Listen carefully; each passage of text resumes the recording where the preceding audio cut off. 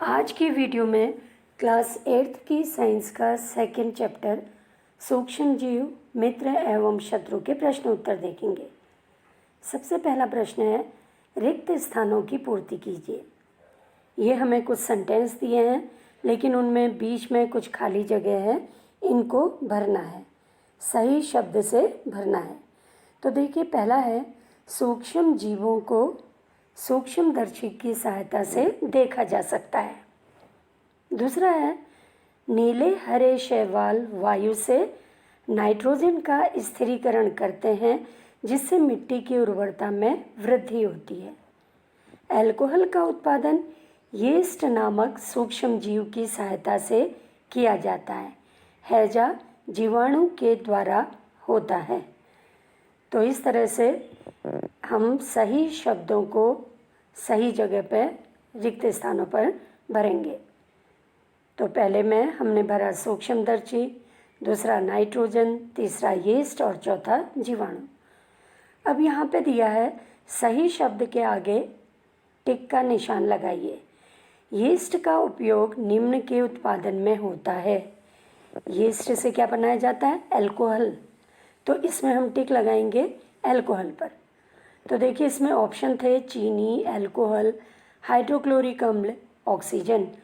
तो यीस्ट का उपयोग अल्कोहल के उत्पादन में होता है, तो हम अल्कोहल में टिक करेंगे। अब अगला है, देखिए, निम्न में से कौन सा प्रतिजैविक है? तो यहाँ पे 4 ऑप्शन है, सोडियम बाइकार्बोनेट, स्ट्रेप्टोमाइसिन, अल्कोहल और यीस्ट। तो इसका सही आंसर है स्ट्रेप्टोमाइसिन। ये जो है प्रतिजैविक के रूप में इस्तेमाल होता है। बाकी 3 जो हैं ये प्रतिजैविक के रूप में इस्तेमाल नहीं होते। तो आंसर है स्ट्रेप्टोमाइसिन। मलेरिया परजीवी का वाहक है। मलेरिया जो परजीवी प्लाज्मोडियम है, किसके द्वारा फैलता है? इसके 4 ऑप्शन है, मादा एनोफ्लीज मच्छर, कॉकरोच, घरेलू मक्खी, तितली। आंसर है मादा एनोफिलीज मच्छर। तो मलेरिया परजीवी का वाहक है मादा एनोफिलीज मच्छर। यानी जब मादा एनोफिलीज मच्छर काटता है तो मलेरिया का परजीवी उसके शरीर में पहुंच जाता है। फिर है, संक्रामक रोगों का सबसे मुख्य कारक है। संकरणीय रोगों का सबसे मुख्य कारक है, क्या है? 4 ऑप्शन है, चींटी, घरेलू मक्खी, ड्रैगन मक्खी और मकड़ी। इनमें से है घरेलू मक्खी। आपने सुना होगा, घरेलू मक्खी जब खाने में बैठती है बहुत से कीटाणुओं को डाल देती है उसमें। ब्रेड अथवा इडली फूल जाती है, इसका क्या कारण है? उष्णता, पीसना, यीस्ट कोशिकाओं की वृद्धि, माढ़ने का कारण। तीसरा ऑप्शन सही है इसका, यीस्ट कोशिकाओं की वृद्धि। तो यीस्ट कोशिकाओं की वृद्धि के कारण ब्रेड और इडली जो हैं ये फूल जाती हैं। अगला है, चीनी को अल्कोहल में परिवर्तित करने के प्रक्रम का नाम है। 4 ऑप्शन है, नाइट्रोजन स्थिरीकरण, मोल्डिंग, किण्वन और संक्रमण। तो इसका आंसर है 3rd, किण्वन या फर्मेंटेशन इसको कहते हैं। तो चीनी को अल्कोहल में परिवर्तित करने के प्रक्रम का नाम किण्वन या फर्मेंटेशन है। अगला प्रश्न है, कॉलम 1 के जीवों का मिलान कॉलम 2 में किए गए उनके कार्यों से कीजिए। देखिए, यहाँ पे कॉलम 1 में जीवों के नाम हैं और कॉलम 2 में कार्य के नाम है। सही जीव के आगे सही कार्य का मिलान करना है। तो देखिए, सबसे पहले जीव का नाम है जीवाणु। जीवाणु जो है ये हैजा का कारक है, इसलिए 5th नंबर में है, 2nd कॉलम में हैजा का कारक। फिर है राइजोबियम, ये नाइट्रोजन स्थिरीकरण का काम करता है। लैक्टोबैसिलस दही का जमना, 2nd नंबर। यीस्ट जो है, इससे क्या होता है? ब्रेड की बेकिंग, 3rd नंबर का यीस्ट के आगे आएगा। फिर है एक प्रोटोजोआ, मलेरिया का कारक जो है 4th नंबर का आ जाएगा इसमें, क्योंकि प्लाज्मोडियम जो है ये मलेरिया का कारक है। एक विषाणु, एड्स का कारक, विषाणु से क्या होता है, एड्स रोग होता है, तो 6ठे नंबर का आ गया इसमें, 2nd कॉलम का 6ठे नंबर का। तो इस तरह से फिर से देख लीजिए, जीवाणु जो है ये हैजा का कारक है, राइजोबियम नाइट्रोजन स्थिरीकरण का काम करता है, लैक्टोबैसिलस दही को जमाने में सहायक है, यीस्ट ब्रेड की बेकिंग में सहायता करता है, एक प्रोटोजोआ मलेरिया का कारक है और एक विषाणु एड्स का कारक है। आगे देखिए, क्या सूक्ष्म जीव बिना यंत्र की सहायता से देखे जा सकते हैं? यदि नहीं तो वो कैसे देखे जा सकते हैं? देखिए, सूक्ष्म जीव, इनको बिना यंत्र की सहायता से नहीं देखा जा सकता। ये इतने छोटे होते हैं कि इन्हें केवल सूक्ष्मदर्शी या माइक्रोस्कोप की सहायता से देखा जा सकता है। सूक्ष्म जीव इतने छोटे अर्थात सूक्ष्म होते हैं कि उन्हें नग्न आंखों से देखना संभव नहीं है, इसीलिए इन्हें सूक्ष्म जीव कहा जाता है। इन्हें देखने के लिए सूक्ष्मदर्शी की आवश्यकता होती है।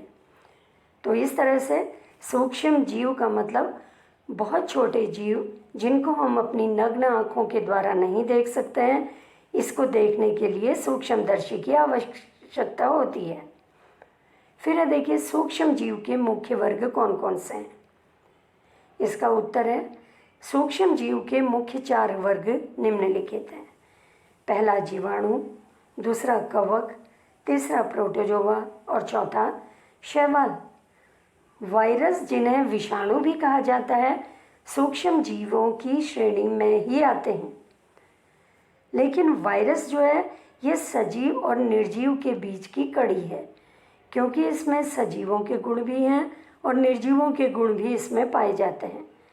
तो वायरस को विषाणु भी कहा जाता है। ये भी बहुत सूक्ष्म होते हैं, इन्हें देखने के लिए भी सूक्ष्मदर्शी या माइक्रोस्कोप की आवश्यकता होती है। तो सूक्ष्म जीव मुख्य 4 वर्ग हैं इसके, पहला जीवाणु, दूसरा कवक, तीसरा प्रोटोजोआ और चौथा शैवाल। अब देखिए, प्रश्न है, वायुमंडलीय नाइट्रोजन का मिट्टी में स्थिरीकरण करने वाले सूक्ष्म जीवों के नाम लिखिए। तो देखिए, कुछ जीवाणु जैसे राइजोबियम तथा कुछ नीली हरी शैवाल वायुमंडलीय नाइट्रोजन का मिट्टी में स्थिरीकरण करते हैं। आपने सुना होगा, दालों की जड़ों में गांठें होती हैं जिसमें राइजोबियम बैक्टीरिया होता है। ये क्या करता है, वायुमंडल की नाइट्रोजन का स्थिरीकरण करता है, मिट्टी में मिला देता है। इसी तरह से नीली हरी शैवाल भी वायुमंडल की नाइट्रोजन को मिट्टी में मिला के यौगिक में परिवर्तित करके मिट्टी में मिला देती है। फिर है प्रश्न, हमारे जीवन में उपयोगी सूक्ष्म जीवों के बारे में 10 पंक्तियाँ लिखिए। तो देखिए, हमारे जीवन में सूक्ष्म जीवों का क्या क्या उपयोग है। पहला, यीस्ट, ब्रेड, केक आदि बनाने के लिए तैयार किए गए मैदा में खमीर उठाने में उपयोग होता है। दूसरा, सूक्ष्म जीव का उपयोग कर प्रतिजैविक एंटीबायोटिक्स बनाए जाता है जो बीमारी के दौरान हमें स्वस्थ बनाता है। तीसरा है, सूक्ष्म जीव सड़ने वाले जैविक पदार्थों को अपघटित कर मिट्टी में मिला देता है तथा इस तरह पर्यावरण को शुद्ध करने में हमारी मदद करता है। क्योंकि सूक्ष्म जीव क्या करता है, ये जो जैविक पदार्थ हैं इनको अपघटन करके सरल पदार्थों में बदल देता है, जिससे पर्यावरण जो है प्रदूषित नहीं हो पाता। तो हम कह सकते हैं सूक्ष्म जीव पर्यावरण को शुद्ध करने में हमारी सहायता करते हैं। तो इस तरह से ये तो है 3 उपयोग। अन्य उपयोग भी हम देखेंगे इसके सूक्ष्म जीवों के बारे में। देखिए, ये पहला हो गया, यीस्ट का काम क्या है, ब्रेड और केक बनाने में।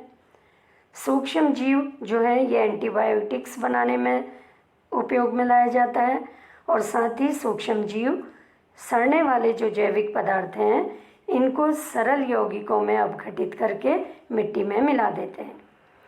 चौथा है, कुछ सूक्ष्म जीव जैसे राइजोबियम मिट्टी की उर्वरा शक्ति को बढ़ाता है क्योंकि ये वायुमंडल की नाइट्रोजन का स्थिरीकरण करके मिट्टी में मिला देते हैं। अगला है, लैक्टोबैसिलस जीवाणु दूध से दही जमाने के काम में आता है।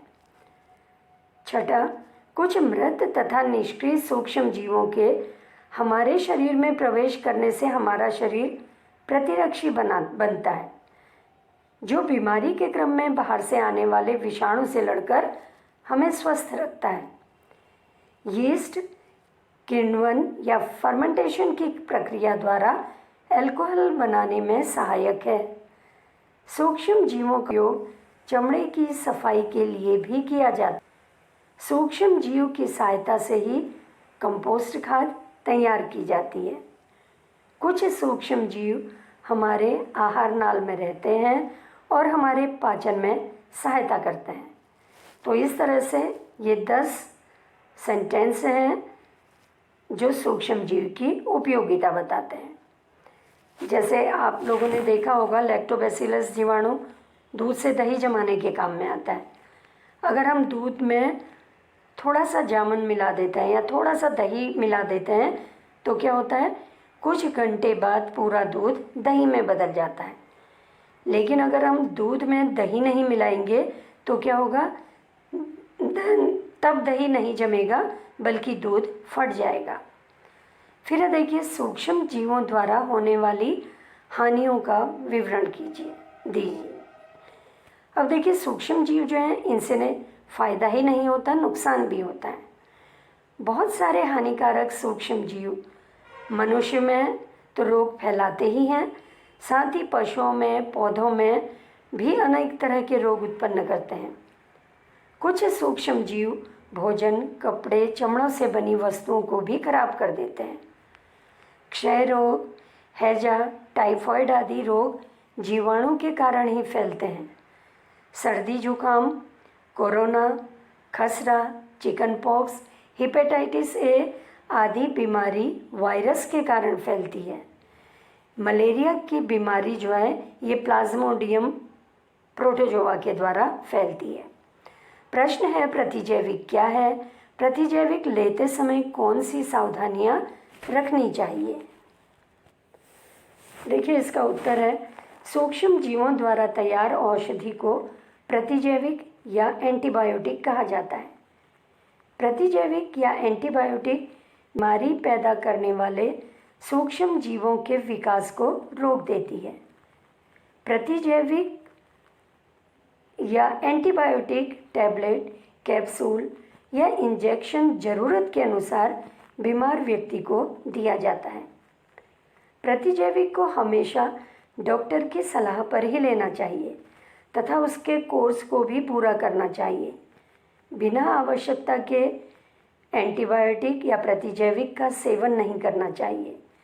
सर्दी जुकाम एवं फ्लू में प्रतिजैविक नहीं लेना चाहिए क्योंकि ये बैक्टीरिया के द्वारा नहीं होता बल्कि विषाणु के द्वारा या वायरस से होता है। इसलिए प्रतिजैविक या एंटीबायोटिक्स या कोई भी दवा लेने से पहले डॉक्टर की सलाह अवश्य लेनी चाहिए।